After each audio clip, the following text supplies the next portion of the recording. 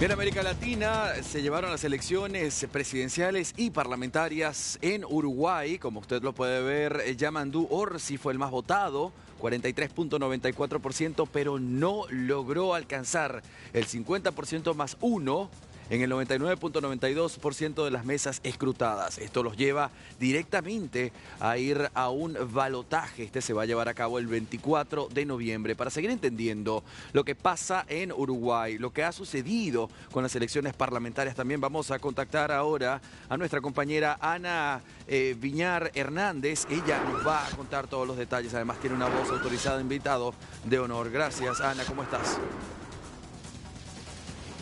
Buenas noches, compañeros. Han sido jornadas bastante largas, tanto la de ayer como la de hoy, celebrando la democracia en este país. Efectivamente, nadie obtuvo el 50% de los votos más un voto, que era lo que llevaba al triunfo en esta primera vuelta electoral. Así que habrá elecciones nuevamente el 24 de noviembre en una segunda vuelta que tiene que ver con la reforma de 1996 que estableció esta nueva instancia de votación obligatoria. La disputa está sobre todo entre el cambio y la continuidad, entre Yamandú Orsi como referente de lo que sería el cambio, como miembro del Frente Amplio, y por otro lado Álvaro Delgado, que es la cabeza del Partido Nacional, pero a su vez que también es quien está siendo respaldado por la coalición republicana. Hay que ver cómo incluso se trabaja de cara al 24 de noviembre. Hoy hubo varias reuniones, tanto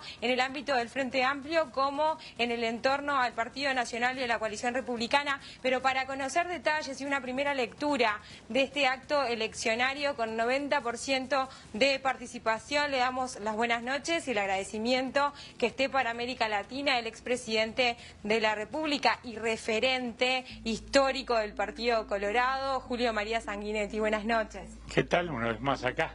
Bueno, la verdad que ayer en Uruguay ocurrieron dos episodios fundamentales. Primero, plebiscitos, o sea, enmiendas constitucionales que, si alcanzaban el 50% de los votos, modificaban la Constitución. Una se refería a allanamientos nocturnos, tema de debate, pero sobre todo había una sobre seguridad social, que derogaba la ley actualmente vigente sobre seguridad social, eliminaba los fondos de pensión, las administradoras de fondos de pensión, confiscaba los fondos, 23.000 millones de dólares propiedad de los depositantes, y generaba sin ninguna duda un cambio muy radical que a nuestro juicio hería, pero en el corazón, lo que es un patrimonio fundamental del país, que es su estabilidad jurídica, su certeza, su país en fin, previsible, que es fundamental para su vida económica y social y su actual estabilidad. Bueno, felizmente esto se despejó. Quedó muy lejos, no llegó ni al 40%, de modo que un problema menos. Pero por tercera vez se llevaba a su vez a plebiscito, a consulta popular, un tema en materia de seguridad que incluía allanamientos nocturnos. En su momento fue allanamientos nocturnos y bajar la edad de imputabilidad. Es decir, ¿cuánto pesan las consultas populares en el entendido de que últimamente no han salido? Bueno, pesan. Lo que pasa es que es difícil llegar al 50%. En el caso de los allanamientos nocturnos es un debate que modifica un artículo constitucional de 1830 que establece que ni aún por orden del juez se puede entrar de noche a allanar una casa, ni aún por orden del juez. Y esto lo que establecía era justamente la posibilidad de que un juez lo dispusiera. Pero vuelvo a decir, este es un tema discutible. El problema serio era el otro plebiscito, que ese sí era fundamentalísimo para la existencia del futuro del país. Y luego está la elección. Exacto. ¿Cómo ve los resultados? ¿Cómo ve el Partido Colorado, que votó menos de lo que estaba previsto? No, el Partido Colorado votó más de lo que estaba previsto. Bueno, Ojeda votó menos de lo que... No. Lo previsto, bueno, es relativo. Ninguna encuesta, solo una encuesta le daba mayoría a la coalición republicana. Todas las encuestas le daban mayoría leve, pero mayoría al Frente Amplio. Todas. solo una, y fue al revés. La coalición republicana ganó por un 4%, no despreciable diferencia. Por eso digo, lo que se pensaba y lo que ocurrió no es exactamente igual. En este caso, entonces, lo importante y relevante es eso. La coalición republicana valida, en realidad, su situación y ahora vamos a la segunda vuelta. ¿Cuánto fiel será el electorado o no? Naturalmente el Frente tratará de acortar esa distancia. Nosotros, Coalición Republicana, trataremos de fidelizar ese voto. Y creo que va a ser fiel. ¿Por qué? Porque en la elección pasada pasó lo mismo. Es decir, la Coalición Republicana sacó una ventaja amplia, más amplia que ahora, 7%. Y después, en el camino, no se validó totalmente. Igualmente, el doctor Lacalle Pou ganó por un 1,5. Pero la idea de coalición todavía no está muy instalada y ahora está fidelizada. De modo que yo creo que esto va a revalidar la posibilidad y en una campaña normal siempre está el accidente en la vida política que uno nunca sabe cuándo y dónde va a ocurrir.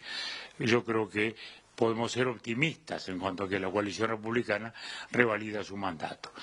Naturalmente. Y en ese marco, ¿cuál es el rol que ha tenido el Partido Colorado en la coalición y qué rol espera tener en un posible futuro gobierno o de cara incluso al balotaje? Bueno, es un rol decisivo, porque hay un 27% del Partido Nacional, un 16 y pico nuestro y otros roles menores, de modo que es un rol muy importante en el gobierno.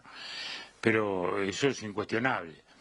El mayor tema que queda remanente, que no es despreciable, es el parlamentario, porque ahí quedamos empatados en la Cámara de Diputados, el Frente queda con uno de mayoría en el Senado, lo cual hace prever un periodo de acuerdos y entendimientos políticos. Pero es difícil entonces que el Frente Amplio tenga mayoría en la Cámara Alta, ¿eso hace difícil un posible gobierno? Bueno, obliga a entendimientos. El país felizmente tiene una tradición de entendimiento, tiene una tradición de acuerdos, de modo que habrá que buscarlos. Y habrá que, naturalmente, encontrar los caminos. Soy optimista en cuanto a eso. ¿Por qué lo soy? Bueno, porque el Uruguay tiene en algunos temas consensos básicos ya logrados. Ya no estamos en la época en que discutíamos pagar o no la deuda externa, muera el Fondo Monetario, rompemos esto, reformas agrarias, todo aquello que encendió, digamos, a la izquierda y motivó en su tiempo el nacimiento del Frente Amplio. Después de 15 años de gobierno, el Frente Amplio, que incluso los 15 años gobernó con la SAFAP sin ningún problema, ese que ahora quería cambiar el sindicalismo, hay un consenso básico en esas cosas. Ahora, ¿es lo mismo una cosa que la otra? No, no es lo mismo. No es lo mismo, que el Frente Amplio no tiene un liderazgo político claro, al revés. Tampoco claro es que en este tema esencial de la seguridad social declararon libertad de acción. O sea, en el tema más importante del presupuesto nacional y de la estabilidad social, declararon libertad de acción para que cada legislador votara lo que quisiera. ¿Por qué? Bueno, por no enfrentar a la central sindical conducida por el Partido Comunista y que es muy fuerte. Quiere decir que no es lo mismo. No es lo mismo. Un gobierno del Frente asegura una influencia enorme de los sindicatos. Sindicatos, por ejemplo, que están en contra de toda reforma en la educación. Este gobierno puso en marcha reformas para tratar de actualizar la educación a los tiempos que corren. Sobre todo desde el Partido Colorado, porque justamente el candidato a la vicepresidencia, Robert Silva, fue el que presentó en este gobierno la transformación educativa. Exactamente, era el presidente. Pero la reforma, como toda reforma, es un inicio y es perfectible. Pero está claro que se terminó la sociedad industrial y estamos en la sociedad digital. ¿Vamos a seguir formando ciudadanos analógicos para la sociedad digital? No, tenemos que cambiar. Desgraciadamente, el sindicalismo es totalmente reactivo a cualquier cambio. Por eso hay también diferencias sustanciales de administración que hacen que no sea lo mismo un gobierno que el otro. De ahí que nosotros aspiramos justamente a seguir con un proceso de reformas, con un proceso de modernización que así que como consolida la seguridad social, consolide también un proceso de reformas en la educación, un proceso de mayor apertura comercial, de mayor búsqueda de mercados, una economía más competitiva, que ese es fundamentalmente el tema del Uruguay, que es lo que llama la trampa al ingreso medio. El Uruguay es un país de ingreso medio alto, pero que necesita exportar productos de más calidad y de más valor para poder realmente sustentar el nivel social que felizmente ha podido alcanzar. ¿Qué lectura hace de la baja votación que tuvo Manini desde Cabildo Abierto y a su vez el ascenso y la llegada al Parlamento de otras personalidades y actores políticos nuevos como Salle? Mire, la figura de Salle es una figura polémica, es una figura antisistémica, de la que hay en todos los países del mundo. Bueno, es una curiosidad que haya dos diputados antisistema. Ya veremos cómo actúan adentro del sistema. De pronto el sistema los deja afuera, sí, porque insultan normalmente, agravian, no actúan dentro de las modalidades tradicionales del país. Son una minoría de minoría. Esperemos que no sea molesta. No van a desestabilizar el país, eso es seguro. Pero a veces del folclorismo se pasa también a cosas no deseables. Yo sé que no le doy más importancia que esta, pero tampoco dejo de desconocer que vamos a tener allí dos diputados contrarios al sistema dentro del cual van a actuar. Y si usted tiene que hacer una lectura de cómo fueron los resultados en todo el país, porque por ejemplo el Partido Colorado o ganó en Rivera, que es un lugar tradicional, pero después en realidad en el resto del país no. ¿Qué lectura hace usted? Bueno, yo diría que la lectura geográfica es la que ya había, más o menos, ¿no? Es decir que hay, nosotros como mayoría tenemos solo en Rivera, pero luego se van a hacer acuerdos también. Por ejemplo, en Montevideo, en Canelones y en Salto va a haber acuerdos de los partidos de la coalición republicana para, digamos, las elecciones municipales que se harán en mayo, ¿no?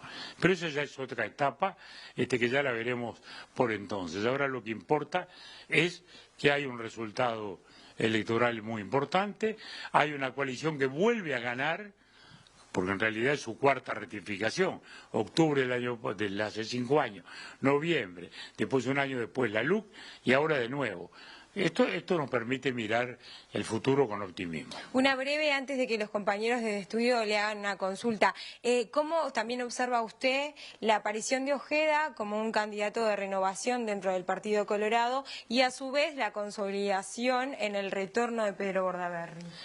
Bueno, miro con alegría, porque el partido, que es un partido histórico, es el partido que más ha gobernado el país.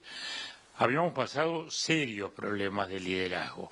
Mi generación, que debíamos estar solo en los libros, por suerte sigo en los libros y sigo en la conferencia, sigo, pero debíamos estar solo en eso, solo en los libros, solo en la conferencia, solo en las charlas con los muchachos, pero sin embargo tenemos que estar a veces poniéndonos el overol y también ir con una palita a arrimar algún grano de arena. Entonces, teníamos problemas, tuvimos la etapa Bordaberry, fue candidato 2 veces a la presidencia, después se apartó, después tuvimos en la elección pasada el economista Talvi, que hizo una muy buena elección también, era algo novedoso, se retiró totalmente de la vida política y quedamos descabezados.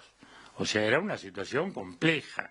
Yo estaba el secretario general del partido, manteníamos la fachada institucional, pero faltaban candidatos. Felizmente apareció Ojeda. ¿Hace gimnasia usted con Ojeda? ¿Hace gimnasia usted con Ojeda? No, hago por la mía, pero soy de Capricornio, igual que él. Estamos riendo para los que nos oyen, porque ha habido una propaganda muy disruptiva del candidato Ojeda, muy posmoderna, en la cual él aparecía en una presentándose haciendo gimnasia en un gimnasio. Pero no hago con él, pero hago la mía, sí, sin ninguna duda. Creo que fue un refresco, es una figura joven, es un abogado muy inteligente, de 40 años, que está en la cancha. Y el retorno a Pedro Bordaberry también asegura el peso de corrientes más tradicionales del partido. De modo que hoy nos sentimos digamos, con una sonrisa, luego de esta elección, confiando en que la coalición que integramos y de la que somos parte sustantiva, le va a dar nuevamente al país el empujón de modernidad que se está necesitando. Le dejamos a los compañeros a ver si quieren realizar alguna pregunta desde estudios. Gracias, compañera. Sí, quiero saludarle, expresidente Sanguinetti, desde el estudio Andy Chirinos. Usted estuvo en el poder al mando en el 85, luego en el 95. Esto me trae a pregunta, ¿cuál es su opinión sobre el cambio generacional de la política uruguaya y cómo ese cambio podría afectar la gobernabilidad del presente a futuro? No, los cambios generacionales yo diría que son imprescindibles, ¿no? La vida política necesariamente es un cambio generacional. En su momento, personalmente lo fui, yo también llegué con 49. La Calle ahora llegó con 48 años a la presidencia. Es decir, fue un cambio generacional muy fuerte en su partido. Que además fue uno de los primeros diputados. Entonces, yo creo que los cambios generacionales son buenos y marcan una continuidad en la medida en que haya partidos, que ese sí es el problema. ¿No? Los partidos son los que anclan la democracia, claro, son los que encausan la opinión pública, son los que le dan estabilidad. Entonces, para mantenerse precisan renovación, justamente, y que no se esclerosen. Entonces yo creo que los procesos de renovación son buenos adentro de los partidos. Otra cosa son los outsiders, claro, los aerolitos que aparecen, publicitarios que aparecen de cualquier lado, que no responden a nada, que no responden a tradiciones, que no responden a estructuras partidarias, que no responden a órganos, a convenciones, a órganos de discusión de los partidos. Eso sí es un problema, que es lo que realmente ha pasado en América Latina, en todos los países, casi. No, mire, Colombia, claro, son países tan antiguos como los nuestros, son países, partidos liberales y conservadores, de 2 siglos iguales a los nuestros, ¿no? Bien. Y terminamos en una elección de 2 extremos. Claro. Lo mismo pasó en Chile, etcétera, etcétera, etcétera, etcétera, ¿no? Bien, usted ha mencionado... sí, exmandatario, usted mismo ha traído la respuesta a Latinoamérica y allí quería poner mi atención. Voy a hacer 2 preguntas en una. ¿Cuáles son los desafíos más fuertes que enfrentará el Uruguay de ahora en más? Sea quien sea que gane, pero el desafío de Uruguay y cómo ve a Uruguay en América Latina. Bueno, el Uruguay es un país que por su dimensión económica y por su potencial no pretende ser potencia, no pretende ser hegemónico, pretende ser lo que ha sido siempre, un factor de paz, un factor de concordia, y tenemos un rol, primero en el Mercosur, donde aspiramos a un Mercosur más abierto. Brasil y Argentina estaban en sintonía de economía muy cerrada. Bueno, ahora Argentina está en una actitud más aperturista. Ojalá esto se pueda traducir en el Mercosur. Es decir, que tenemos un primer escalón ahí, el Mercosur. Queremos un Mercosur que se incorpore mucho más a la economía asiática, al mundo dinámico que en este momento está creciendo, un Mercosur más activo, ¿no? No encerrado. Todavía Brasil arrastra mucha tendencia al proteccionismo, es un país continente, monster country, como dicen algunos analistas, que se mira muy hacia mismo, como todos los países de ese tamaño. Pero también Brasil precisa salir. Luego está la visión hacia América, donde el Uruguay es un país democrático, de militancia democrática, de militancia occidental, que defiende esos valores. Claro. Por eso el Uruguay ha sido claro en contra de la invasión a Ucrania y claro también en el repudio al atentado que el 7 de octubre del año pasado atentó contra Israel y desató esta guerra que desgraciadamente no logramos que termine. Somos fundamentalmente eso, un contribuyente a la paz. Expresidente, la última pregunta, no quiero abusar de su tiempo, soy venezolano, seguramente lo notó por el acento, así que usted siendo el primer presidente democráticamente electo después de 11 años de dictadura militar, ¿cuál es su mirada por lo que sucede hoy en mi país, en Venezuela? Mire, Venezuela lo miramos con un enorme dolor. Ha sido un país que fue un faro siempre. En los años 70, en que había dictaduras en todas partes, Venezuela resistió su democracia, ¿no?